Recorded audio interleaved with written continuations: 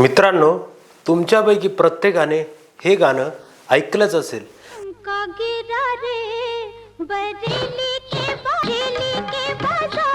यूपीच्या त्या झुमक्यावाल्या बरेलीमध्ये 2 सप्टेंबर 2010 रोजी सायंकाळी 5च्या सुमारास एक धक्कादायक घटना घडली। बरेलीच्या ट्रॅफिक एसपी कल्पना सक्सेना यांच्यावर प्राणघातक हल्ला झाला आणि हा हल्ला इतर कोणी केला नसून त्यांच्या सोबत काम करणाऱ्या 3 पोलीस कर्मचाऱ्यांनीच घडवून आणला। एसपी कल्पना यांना त्यांच्या सहकारी पोलीस कर्मचाऱ्यांनी कारने तब्बल 200 मीटरपर्यंत फरफटत नेलं। त्यांच्या चेहऱ्यावर आणि संपूर्ण शरीरांवर लाथाबुक्क्यांनी जब्बर मारहाण केली। त्यावेळी या घटनेने संपूर्ण देश आणि पोलीस विभाग हादरून गेला। मित्रांनो, तुम्हाला एक प्रश्न पडला असेल, 2010 मध्ये झालेल्या या घटनेला आत्ता का बरं सांगत आहे? तर त्यामागचं एकच कारण आहे, 14 वर्षापूर्वीच्या या गुन्ह्यात 2025च्या 24 फेब्रुवारीला कोर्टाने आरोपींना शिक्षा सुनावली। न्यायालयाने सर्व आरोपी पोलीस कर्मचाऱ्यांना 10-10 वर्षांची शिक्षा आणि प्रत्येकी 50-50 हजार रुपये दंडाची शिक्षा सुनावली। न्यायाधीशांनी शिक्षा सुनावताच दोषी पोलीस कॉन्स्टेबल न्यायालयातच ढसाढसा रडू लागले। आरोपी पोलीस कर्मचाऱ्यांचे रडणारे फोटो सोशल मीडियावर खूप व्हायरल झाले। ही एसपी कल्पना सक्सेना कोण आहे? पोलिसांनीच पोलिसांवर गाडी का चालवली? त्या रात्री एसपी कल्पनासोबत नेमकं काय घडलं? या सर्व प्रश्नांची उत्तरे जाणून घेण्यासाठी तुम्हाला हा व्हिडिओ संपूर्ण बघावा लागेल। नमस्कार मित्रांनो, माझं नाव आहे अमोल आणि आता तुम्ही बघायला सुरुवात केलात द डिटेल चॅनल। कोणताही अवघड विषय एकदम सोप्या भाषेत जाणून घेण्यासाठी द डिटेल चॅनलला सबस्क्राईब करा। एसपी कल्पना सक्सेना कोण आहेत? एसपी कल्पना सक्सेना या उत्तर प्रदेशातील मेरठ येथील रहिवासी आहेत। 21 एप्रिल 1968 रोजी जन्मलेल्या कल्पनाने भूगोलात MA केलं आणि 1994 मध्ये PPS अधिकारी म्हणून यूपी पोलिसात रुजू झाल्या। उत्तर प्रदेश पोलिसातील त्यांच्या 16 वर्षांच्या सेवेदरम्यान वेगवेगळ्या ठिकाणी देशसेवा केली। कल्पना सक्सेना यांना 2010 मध्ये IPS पदावर बढती मिळाली। IPS अधिकारी झाल्यानंतर त्यांची पहिली पोस्टिंग बरेलीमध्ये ASP ट्रॅफिक म्हणून झाली आणि त्यांच्या पहिल्या पोस्टिंग दरम्यानच त्यांच्यासोबत ही घटना घडली। आता घटनेचा घटनाक्रम काय होता? 2 सप्टेंबर 2010 रोजी सायंकाळी 5च्या सुमारास एसपी कल्पना सक्सेना बरेलीतील शहाजहापूर रोडवर ड्युटीसाठी जात होत्या। त्यांच्यासोबत सरकारी गाडीमध्ये constable driver Sanjay Singh, constable Rishipal आणि कॉन्स्टेबल जीत सिंग हे देखील ड्युटी करत होते। त्यावेळी त्यांना शहाजहापूर रोडवर ट्रॅफिक जाम दिसला। रस्त्यावर ट्रकच्या लांबच लांब रांगा लागल्या होत्या। ट्रॅफिक जाममुळे कल्पनाच्या ड्रायव्हरला त्याची गाडी थांबवावी लागली। मग एसपी कल्पना यांनी त्यांच्या सहकाऱ्यांना विचारले, रस्त्यावर एवढं मोठं ट्रॅफिक जाम का लागलंय? त्यांच्यापैकी एकाने उत्तर दिलं, मॅडम, पुढच्या चौकात आपलेच सहकारी पोलीस ट्रक चालकांकडून बेकायदेशीररित्या पैसे वसूल करत आहेत। या प्रकरणाची चौकशी करण्यासाठी एसपी कल्पना यांनी त्यांची गाडी रस्त्याच्या कडेला उभी केली आणि त्यांच्या दोन्ही सहकाऱ्यांसह बेकायदेशीर पैसे उकळणाऱ्या पोलीस कर्मचाऱ्यांकडे पायी चालत निघाल्या। एसपींनी पाहिले की नकटिया चौकात 3 पोलीस आणि साध्या वेशातील एक माणूस असे 4 जण ट्रक चालकांकडून चलनाच्या नावाखाली पैसे वसूल करत होते। एसपी येत असल्याचे बघून 4ही आरोपी त्यांची खाजगी कार घेऊन पळ काढू लागले। कॉन्स्टेबल मनोज पांढऱ्या मारुती सुझुकी कारमध्ये ड्रायव्हरच्या सीटवर बसला आणि गाडी स्टार्ट केली। गाडीने वेग पकडण्यापूर्वीच फिल्मी स्टाईलने एसपी कल्पना धावत गेल्या, खिडकीतून हात घातला आणि चालक मनोजची मान पकडली। मनोजने गाडी थांबवण्याऐवजी वेग अजूनच वाढवला। त्या गाडीत constable Manoj, constable Ravindra, constable Ravendra आणि रावेंद्रचा सख्खा भाऊ धर्मेंद्र यांच्यासह एकूण 4 जण होते।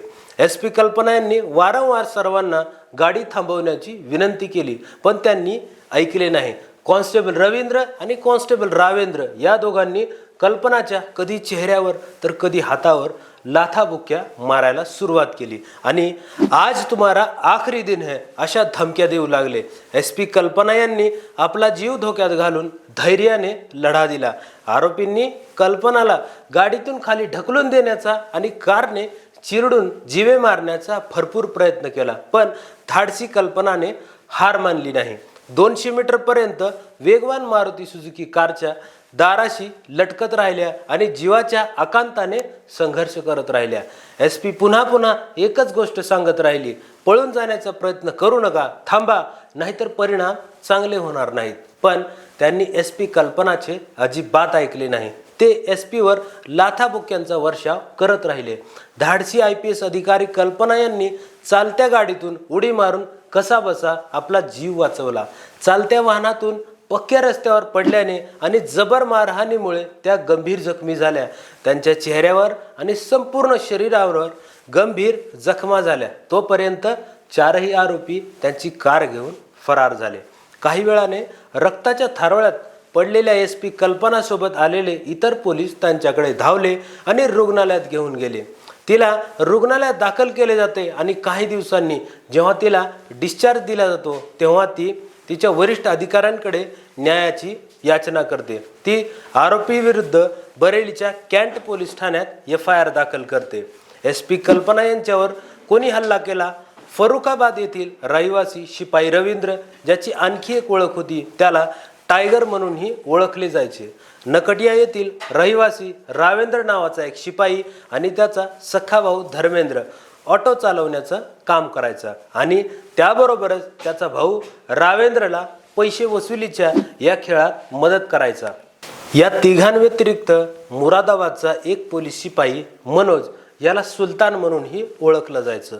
पोलीस शिपाई रवींद्र, मनोज, रावेंद्र आणि धर्मेंद्र हे चौघेही मिळून गुंडगिरी करून ट्रक चालकांकडून पैसे वसूल करण्याचे रॅकेट चालवायचे। या चौघांवरही FIR दाखल करण्यात आली आणि FIR मधील मुद्दे होते भ्रष्टाचार आणि महिला IPS अधिकाऱ्याच्या हत्येचा प्रयत्न।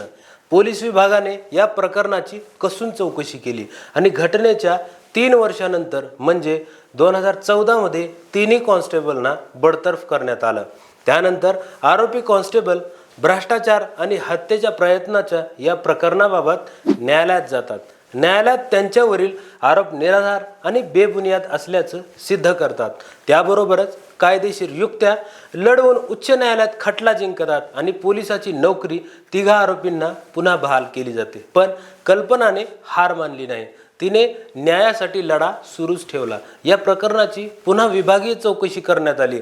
आणखी एका IPS अधिकाऱ्याने घटनेची पुन्हा कसून चौकशी केली आणि आरोपी पोलीस कर्मचारी दोषी आढळले। तब्बल 11 वर्षानंतर डिसेंबर 2021 मध्ये त्यांना पुन्हा नोकरीवरून काढण्यात आलं। तसेच त्यांच्यावरील भ्रष्टाचार प्रकरणाचा तपास CO SP सिंग यांच्याकडे सोपवण्यात आला। भ्रष्टाचाराचे आरोप सिद्ध करण्यासाठी SP सिंह पुरेसे पुरावे गोळा करू शकले नाहीत। 14 वर्षे SP कल्पना सक्सेना सतत न्यायव्यवस्थेकडे विनवणी करत राहिल्या। जर त्यांच्या जागी दुसरे कोणी असते तर कदाचित लढाई तिथेच थांबवून गुपचूप अन्याय सहन केला असता।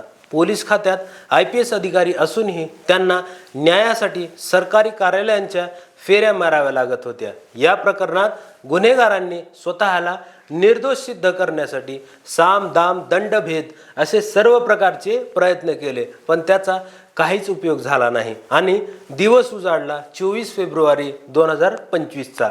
तब्बल 14 वर्षानंतर न्यायालयाने या प्रकरणाची सुनावणी पूर्ण केली आणि निकाल दिला। न्यायालयाने तिन्ही आरोपी कॉन्स्टेबलना 10-10 वर्षांची शिक्षा सुनावली आणि प्रत्येकी 50-50 हजारांचा दंडही ठोठावला। चौथा आरोपी कॉन्स्टेबल रवींद्रचा भाऊ धर्मेंद्र यालाही न्यायालयानं तितकंच दोषी मानलं। बरेली अँटी करप्शन कोर्टाचे न्यायाधीश सुरेश कुमार गुप्ता यांनी दोषींना शिक्षा सुनावताच 4ही आरोपी ढसाढसा रडायला लागले आणि त्यांच्या उर्वरित आयुष्याची भीक मागू लागले। हे सर्व घडल्यानंतर आमचे आयुष्य पूर्णपणे उद्ध्वस्त झाले अशा गयावया करू लागले। पोलिसांना अटक करून तुरुंगात टाकल्याच्या बातम्या हेडलाईन बनल्या. IPS कल्पना सक्सेनाच्या सध्याच्या स्थितीबद्दल बोलायचं झालं तर त्या सध्या गाझियाबादमध्ये DIG दर्जाच्या अधिकारी बनल्यात. IPS कल्पना सक्सेना यांच्यासोबत घडलेली ही घटना गुंडगिरी आणि भ्रष्टाचारात गुंतलेल्या पोलीस कर्मचाऱ्यांसाठी एक मोठा धडा आहे. पेराल तेच उगवेल ही म्हण 24 फेब्रुवारीच्या दिवशी खरी ठरली. या घटनेत जर IPS अधिकाऱ्याच्या सूचनेनुसार सर्वजण थांबले असते तर कदाचित त्यांना भ्रष्टाचाराच्या आरोपाखाली नोकरीवरून निलंबनाची शिक्षा झाली असती. त्यापेक्षा मोठी शिक्षा झाली नसती. 14 वर्षानंतर आलेला न्यायव्यवस्थेचा हा निर्णय सामान्य जनतेला प्रखर संदेश देतो. कोणी आम असो किंवा खास, कोणी वर्दीधारी असो किंवा बिना वर्दीवाला, न्याय सर्वांसाठी समान आहे. शेवटी मी त्या आधुनिक झाशीच्या राणी SP कल्पना सक्सेना आणि त्यांच्या धाडसाला मनापासून सॅल्यूट करतो. मित्रांनो, जर तुम्हाला व्हिडिओ हा खरोखरच आवडला असेल तर हा व्हिडिओ लाईक करा. तसेच असेच धडाकेबाज व्हिडिओ पाहण्यासाठी आमच्या द डिटेल चॅनलला सबस्क्राईब करा. त्याबरोबरच तुम्हाला पुढील व्हिडिओ कोणत्या विषयावर पाहिजे ते सुद्धा आम्हाला कमेंट करून सांगा. तोपर्यंत जय हिंद, जय भारत.